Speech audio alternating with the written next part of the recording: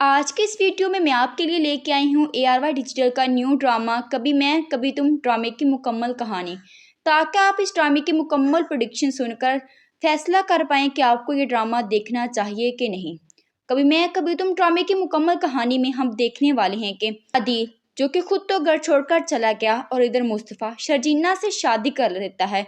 शर्जीना जो कि उसकी भाभी बनने जा रही थी, लेकिन अपने भाई की छोड़ी हुई कि वो दोस्त मानकर उससे शादी कर लेता है। मुस्तफ़ा एक लाउबाली सा लड़का है जिसे खुद की खबर नहीं होती, हमेशा सिर्फ गेम्स ही खेलता रहता है। इसका कमरा ऐसे बिखरा रहता है जैसे यहाँ पर इंसान बसते ही ना हो। शर्जीना जो कि इस घर की बड़ी बहू बन के आना था, लेकिन अदील के छोड़ जाने के बाद वो मुस्तफ़ा की बीवी बन गई, सिर्फ और सिर्फ अपने बाप की इज्जत की खातिर, ताकि और उसकी बहन की अच्छे से रुखसती हो सके, उसकी बहन को कोई ताना ना मिले कि उसकी बहन की शादी टूट गई। अदील की माँ को शर्जीना एक कांख नहीं बाती, क्योंकि उसे लगता है कि शर्जीना की वजह से उसका बेटा अदील उससे दूर हो चुका है।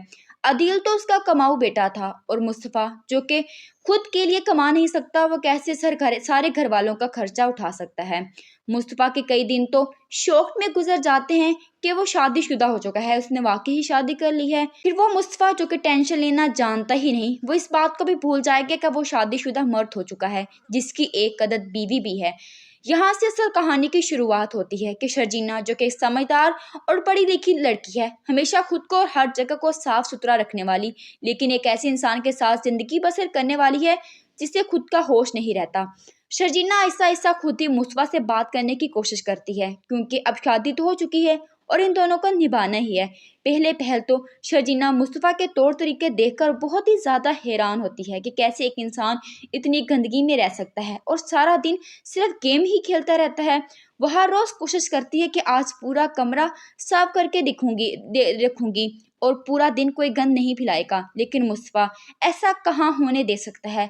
शर्जीना और मुस्तफ़ा के दरमियान मियाँ बीवी वाले तल्लुकात तो कायम नहीं हो पाते, लेकिन शर्जीना मुस्तफ़ा को याद दिलाती है कि तुमने ही कहा था कि हम दोस्त हमेशा रहेंगे, तो हम और कभी भी हम दोस्ती नहीं तोड़ेंगे, तो इस कमरे में भी हम दोस्त बनकर रह सकते हैं। कभी तुम कुछ कॉम्प्रोमाइज़ करो और कभी मैं, इस तरह हम अच्छी ज़िंदगी गुजार सकते हैं। मुस्तफ़ा बेड पर सोता है और शर्जीना सोफे पर। इसी तरह इनके कई दिन गुजर जाते हैं। शर्जीना बहुत कोशिश करती है कि मुस्तफ़ा के तौर तरीके दुरुस्त कर सके, लेकिन मुस्तफ़ा हमेशा ही इसकी सारी कोशिशों पर पानी फेर देता है और कहता है कि मैं ऐसा ही हूँ और मुझे और मेरी गेम्स को कभी कुछ मत कहना। तुम्हें जैसे किताबों से प्यार है, इसी तरह मुझे गेम से इश्क है, इसीलिए जब कभी मैं तुम्हें कुछ नहीं कहता तो तुम्हारा भी कोई हक नहीं बनता। दूसरी तरफ अदील अपनी चॉइस के मुताबिक शादी कर चुका है। अदील की माँ बार बार अदील को फ़ोन करती है और अपने पास मिलने के लिए बुलवाती है और कहती है कि बेटा मैं मर जाऊंगी, एक बार तो मुझसे आकर मिल जाओ। लेकिन अदील अब उस घर में नहीं जाना चाहता, क्योंकि उसे अब अपनी बीवी की सारी दौलत नजर आ रही होती है। वो कैसे ये सब कुछ छोड़ के जा सकता है। वो अपनी माँ को मिलने के लिए खुद अपने नए घर में बुलाता है, और माँ जब अदील से मिलने जाएगी और सारी शान और शौकत देखेगी तो हैरान रह जाएगी। उसे भी लगेगा कि अदील ने बिल्कुल ठीक फैसला किया है। अदील और मुस्तफ़ा की माँ अपना सारा गुस्सा शर्जीना पर उतारा करेगी और शर्जीना को हर रोज ताने मारा करेगी कि मैं तो तुम्हें अपने मुस्तफ़ा की कभी भी दुल्हन बना के न लाती। कमरे में शर्जीना और मुस्तफ़ा भी नोकझोंक चलती रहती है। मुस्तफ़ा कहता है कि मैं इसीलिए शादी नहीं करना चाहता था। शर्जीना आगे से कहती है कि हो गई ना शादी, इसलिए निभाने की कोशिश करते हैं, मेरा साथ दो, हम दोनों एक अच्छी ज़िंदगी गुजार सकते हैं, लेकिन सिर्फ तुम्हें भी मेरा साथ देना होगा। मुस्तफ़ा को भी आहिस्ता आहिस्ता शर्जीना की आदत होने लगती है। वो शर्जीना की बात मान लेता है। शर्जीना उसे पेंट कोट पहनने को कहती है, उसका हुलिया बदलने को कहती है, ताकि मुस्तफ़ा एक अच्छा इंसान दिखे। शर्जीना के कहने पर मुस्तफ़ा आहिस्ता आहिस्ता सारे काम करने लग जाता है और सब कुछ सिर्फ और सिर्फ शर्जीना की वजह से कर रहा होता है। शर्जीना उसे सिखाती है कि कैसे बाहर निकल कर जाना है, कैसे किसी में उठना बैठना है, कमरे को कैसे साफ सुथरा रखना है। मुस्तफ़ा सारी बातें ध्यान से सुनता है, लेकिन काफ़ी ज़्यादा वो शर्जीना की बातें नहीं मानता, क्योंकि उसे लगता है कि वो भी किसी न किसी जगह पर ठीक है। इन दोनों के दरमियान काफ़ी ज़्यादा अंडरस्टैंडिंग डेवलप हो जाती है। दोनों ही एक दूसरे को समझने लगते हैं। इसी दौरान अदील और उसकी बीवी का भी इस घर में आना जाना होने लगता है। अदील जब भी शर्जीना को देखता है तो ज़रूर कोई ना कोई ऐसी बात करता है जो कि शर्जीना की सेल्फ रिस्पेक्ट को बहुत ही ज़्यादा हर्ट करके रह और शर्जीना को तोड़ के रख देती है।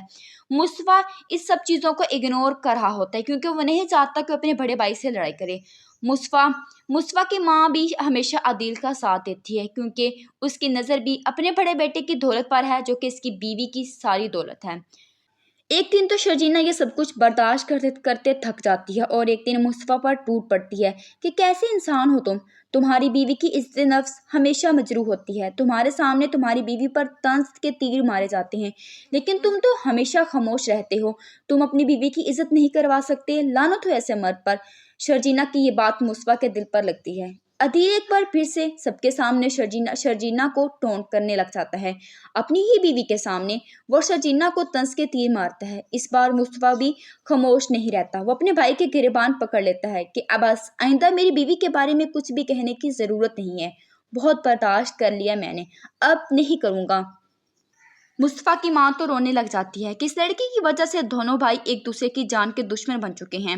बस यही कसर रह गई थी। वो फिर से शर्जीना को कोसने लग जाती है। मुस्तफ़ा के बाप को भी लगता है कि मुस्तफ़ा यहाँ पर गलत है, इसी वजह से वो मुस्तफ़ा के चेहरे पर थप्पड़ मार देते हैं और इस घर से निकलने के लिए कह देते हैं कि निकल जाओ मेरे घर से, ये मेरा घर है, आज से इस घर से मैं तुम्हें बेदखल करता हूँ। मुस्तफ़ा भी गुस्से में आकर अपनी और अपनी बीवी का हाथ पकड़कर इस घर से हमेशा के लिए निकल जाता है। पीछे अदील और उसकी बीवी खुश हो रहे होते हैं कि चलो इस घर से निकल चुके हैं क्योंकि अदील की नज़र इस घर पर होती है ताकि इस घर को बेचकर अच्छे खासे पैसे अपने बिजनेस में इन्वेस्ट कर सके। अदील अपने वालिदैन को अपने साथ घर ले जाता है। अदील की बीवी उन्हें अपने साथ रखना पसंद तो नहीं करती, लेकिन अदील की खातिर खामोश हो जाती है क्योंकि अदील उसे कहता है कि मुस्तफ़ा वापस आ जाएगा और ये लोग चले जाएंगे। मुस्तफ़ा और शर्जीना घर से तो निकल आए, लेकिन मुस्तफ़ा को समझ नहीं आ रही होती कि वो अब अपनी बीवी को लेकर इस वक्त रात के टाइम कहाँ पर जाए। मुस्तफ़ा शर्जीना को उसके माँ बाप के पास छोड़ के जाने लगता है कि तुम आज यहाँ पर रात गुजार लो, तो शर्जीना कहती है कि नहीं, मैं तुम्हारे साथ जाऊँगी, जहाँ पर तुम रात गुजारोगे वहीं पर मैं रात गुजारूंगी। तो मुस्तफ़ा कहता है मैं तो सारा दिन इस शहर की सड़कों पर आवारागर्दी करूंगा, क्या तुम्हें भी अपने साथ लिए फिरूं? तो शर्जीना आगे से कहती है कि हाँ, मुझे भी अपने साथ लेकर जाओ, मैं तुम्हारे साथ ही जाऊंगी। शर्जीना और मुस्तफ़ा दोनों एक छोटे से किराए के घर में रहने लग जाते हैं। मुस्तफ़ा अपनी बीवी शर्जीना से बहुत मोहब्बत करने लग जाता है, उसे इसकी आदत हो जाती है और इसका इजहार वो अपनी बीवी से भी कर चुका होता है। मोहब्बत तो तुमसे करने लगी क्या हूँ, लेकिन मुझे सिर्फ और सिर्फ डर है कि कहीं तुम्हारी आदत ना हो जाए। मोहब्बत तो फिर भी भूली जा सकती है, लेकिन आदत कभी भी छूटा नहीं करते। दोनों ही एक दूसरे से बहुत बहुत मोहब्बत करने लग जाते हैं और दोनों ही अपने घर को बहुत अच्छे से सजाते हैं। शर्जीना और मुस्तफ़ा दोनों बहुत साथ खुश होते हैं। मुस्तफ़ा नौकरी करने लगता है, इतना कमा लेता है कि दोनों की ज़िंदगी में सुकून होता है। दूसरी तरफ अदील की बीवी कब तक अदील के वालिदैन को अपने घर में बर्दाश्त करेगी। आखिरकार एक दिन इन दोनों का सामान उठाकर घर के बाहर फेंकवा देती है और कहती है कि निकल जाए मेरे घर से, आइंदा के बाद इस घर की तरफ देखना भी मत। अदील आपका बेटा आप लोगों के लिए मर चुका है, अब वो सिर्फ और सिर्फ मेरा शोहर है। अदील की माँ को तब एहसास होता है कि वाकई शर्जीना जैसी बहू किस्मत वालों को मिलते हैं जो कि इसकी बहुत ज़्यादा कदर करती थी।